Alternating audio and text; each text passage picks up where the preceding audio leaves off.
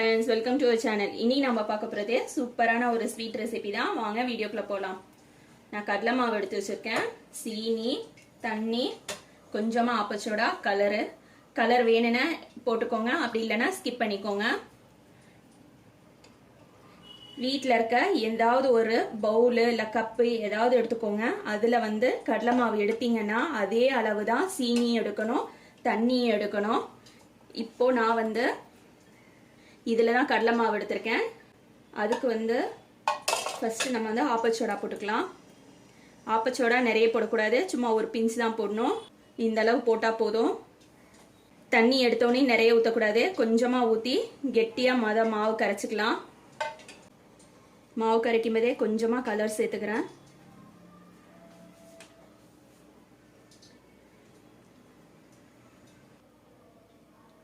மாவு இந்த அளவுக்கு கரைச்சிட்டேன். இப்போ இதை ஒரு ஓரமாக வச்சிடலாம். இப்போ சர்க்கரை பாகு ரெடி பண்ணிக்கலாம். நான் கடலை மாவு எடுத்த அதே கப்பால் சீனி எடுத்திருக்கேன். அதுக்கு தகுந்த அளவுக்கு கொஞ்சமாக தண்ணி சேர்த்தா போதும்.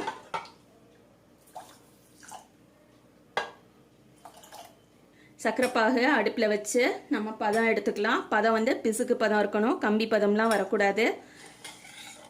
பிசுக்கு பதம் இருந்தால் தான் பூந்தி சர்க்கரை பாகை உள்ளே இழுத்துட்டு நல்லா ஊறி போயிருக்கும். இப்போ இதை அடுப்பில் வச்சு லேசாக கிளறிக்கலாம். இப்போ பாகு ரெடி ஆயிடுச்சு பாருங்க. பிசுக்கு பதம் வந்துருச்சு, எடுத்து காட்டுறேன்.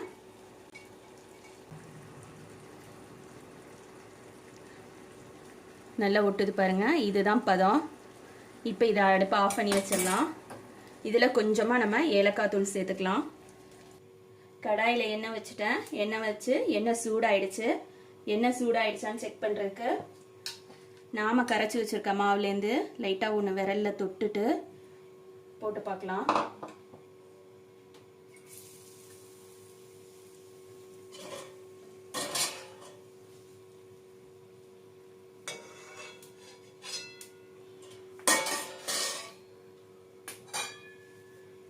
எண்ணெய் நல்ல சூடாக இருக்குது. இப்போ இது மாதிரி ஒரு பூந்தி கரண்டி எடுத்திருக்கேன். இந்த பூந்தி கரண்டியை அடுப்புக்கு மேலே வச்சுட்டு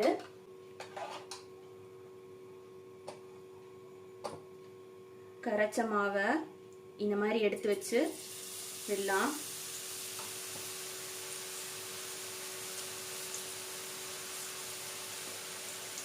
அடுப்பு மீடியம் ஃப்ளேமில் இருக்கணும், தட்டவே கூடாது, அதே தன்னால் விழ ஆரம்பிச்சிரும்.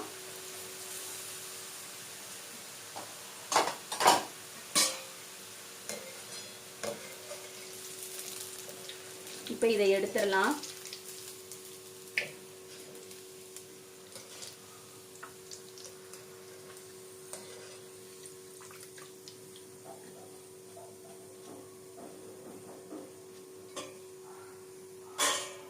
ஒரு தடவையும் அடுப்பில் நம்ம போட முன்னாடி எண்ணெயை நல்லா மறுபடியும் சூடு காட்டணும். எண்ணெய் நல்லா சூடாக இருந்தால் தான் பூந்தி நல்லா பால் மாதிரி வரும், இல்லைன்னா சப்பையாக போயிடும். அதே மாதிரி ஒவ்வொரு தடவையும் நம்ம பூந்தி செய்யும்போது பூந்தி கரண்டியை நல்லா கழுவிட்டு துடைக்கணும், ஈரம் இருக்கக்கூடாது.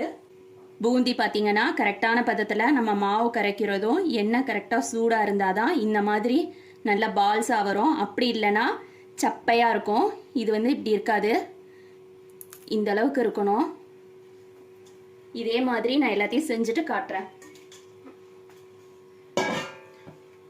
இன்னும் ஒரு ஈடு ஊற்ற போகிறேன், அதையும் நான் காட்டுறேன்.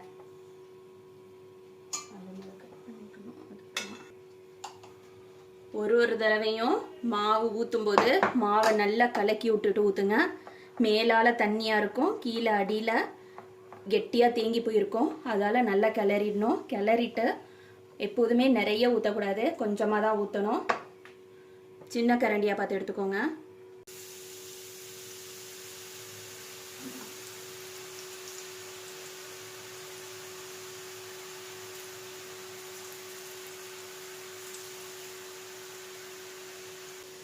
மீதி மாவை இந்த மாதிரி நம்ம எடுத்துட்டு கழுவிட்டு தொடச்சிக்கலாம்.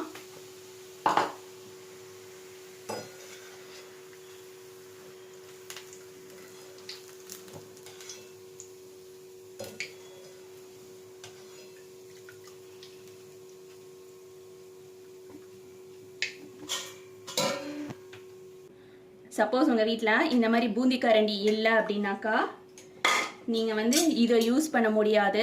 இது வந்து லட்டுனா வரும், பூந்தி வந்து வராது. பூந்தி வந்து நல்லா பால் மாதிரி வரணும். இதில் போட்டோம்னாக்கா அந்த பூந்தியில் அப்படி நீளமாக ஒரு வால் மாதிரி இருக்கும், நல்லா இருக்காது. இது மாதிரி உங்கள் வீட்டில் இருந்துச்சுன்னா யூஸ் பண்ணிக்கோங்க, இதில் நல்லா வரும். இதில் போடும்போது என்ன ஆகும், பால் மாதிரி அழகாக முத்து முத்தாக கொட்டும். நான் இதையும் உங்களுக்கு யூஸ் பண்ணி காட்டுறேன். இதில் வந்து ஹோல்ஸ் வந்து கொஞ்சம் சின்னதாக இருக்கும், அதே பார்த்தீங்கன்னா இதில் வந்து ஹோல்ஸ் வந்து பெருசாக இருக்கும். நம்மளோட மாவு வந்து கொஞ்சம் தண்ணியாக தான் இருக்கும். தண்ணியாக இருக்கும்போது இதை போடுறதால இதில் போடும்போது கீழே விழும்போது அப்படி நீளமாக வரும், ஒழுங்காக வராது. அதே இதில் வந்து முத்து முத்தாக கொஞ்சம் நின்று வரும். அப்படி நின்று வரும்போது தான் கரெக்டாக அந்த பால் ஷேப் வரும்.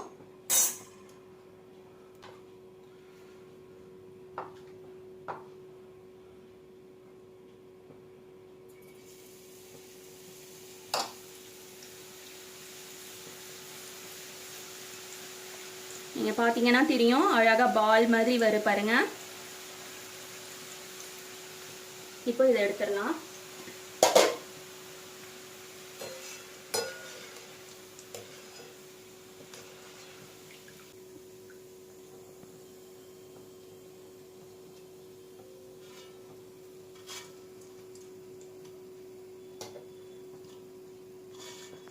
ஓட்டக்கரண்டியில் வச்சு பண்ணும்போது இந்த மாதிரி தான் வரும், பால்ஸ் மாதிரி வராது, நீளமாக. அதே நம்ம வந்து இந்த மாதிரி பாத்திரத்தில் நம்ம பண்ணும்போது எப்படி பூந்தி கரண்டியில் வருமோ அதே மாதிரி பால்ஸ் வருது பாருங்க. நம்மளோட சர்க்கரை பாகில் கொஞ்சமாக நான் ஏலக்காய் எசன்ஸ் ஆட் பண்ணிக்கிறேன். உங்ககிட்ட ஏலக்காய் இருந்ததுன்னா அது கூட நீங்கள் தட்டி போட்டுக்கலாம்.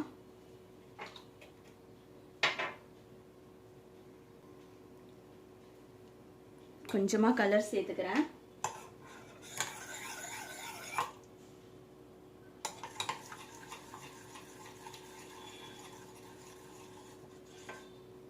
கண்டிப்பாக பாகு வந்து பிசுக்கு பதம் தான் இருக்கணும். இப்போ நம்ம எடுத்து வச்சிருக்க பூந்தி அதில் சேர்த்துடலாம். பாகு வந்து ரொம்ப சூடாக இருக்கணும், இல்லை திரும்ப அடுப்பில் வச்சு கொதிக்கணும், அதெல்லாம் தேவையில்லை. லைட்டாக சூடு இருந்தால் போதும். இப்போ அதில் நம்மளோட எடுத்து வச்சிருக்க பூந்தியை சேர்த்துடலாம்.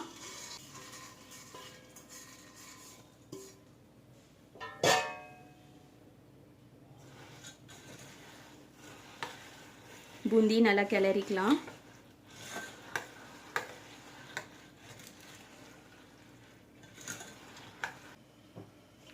இப்போ ஒரு கரண்டியில் கொஞ்சமாக திராட்சையும் முந்திரியும் வச்சுருக்கேன், அது கூட 4 கிராம்பு வச்சுருக்கேன். இதெல்லாம் வந்து பொரிச்சுட்டு இதில் சேர்த்துக்கலாம்.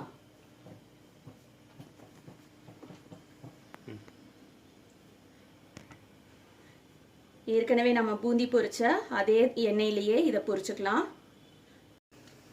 இப்போ நம்மளோட பூந்தியை பார்க்கலாம். 1 மணி நேரம் ஆயிடுச்சு. கீழே பார்த்தீங்கன்னா இந்த அளவுக்கு இன்னும் அந்த சர்க்கரை பாகு இருக்கும். இந்த மாதிரி ஒரு பாத்திரம் எடுத்துக்கோங்க, இந்த மாதிரி ஒரு வடித்தட்டு எடுத்துக்கோங்க. வடித்தட்டை உள்ளே வைக்கும்போது இதில் கீழே சர்க்கரை பாகு வந்து இந்த வடித்தட்டில் வந்து படக்கூடாது, அதாவது வடிகிறது. அதுக்காக இந்த மாதிரி ஒரு ஸ்பூன் ஒன்று வச்சுக்கோங்க. ஸ்பூன் வச்சுட்டு இந்த மாதிரி வச்சோம்னா அந்த சர்க்கரை பாகு எல்லாமே வந்து கீழே மட்டுமே வடியும். இப்போ நம்மளோட பூந்தியை இதில் மாற்றிக்கலாம்.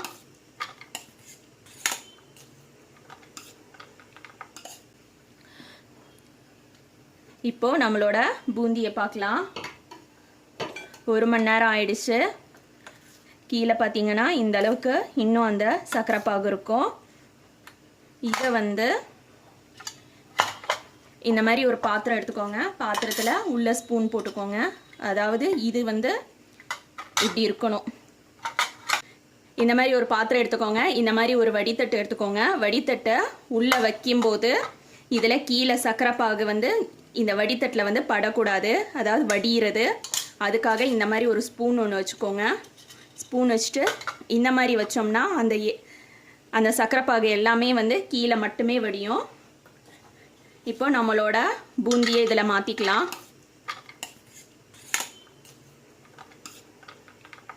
இப்போ நம்மளோட பூந்தியை பார்க்கலாம். இப்போ பாருங்கள், கீழே வந்து சக்கரை பாகு எல்லாம் வடிஞ்சிருச்சு. மேலே நல்லா அழகா உதிரியாக இருக்குது. இதை ஒரு பவுலில் மாற்றிக்கலாம்.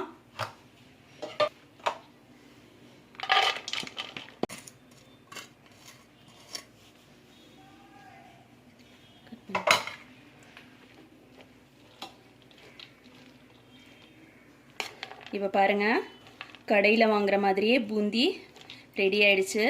இப்போ இதில் இன்னும் ஒரு ப்ரொசீஜர் நம்ம பண்ணணும்.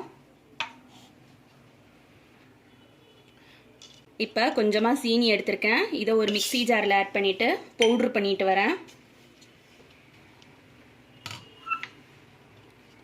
இந்த மாதிரி சுகர் பவுட்ரு பண்ணிவிட்டு கொஞ்சமாக எடுத்து, இது வந்து அளவுலாம் கிடையாது, எந்த அளவுக்கு நமக்கு இனிப்பு பிடிக்குமோ அந்த அளவுக்கு லைட்டாக தூவுனா போதும்.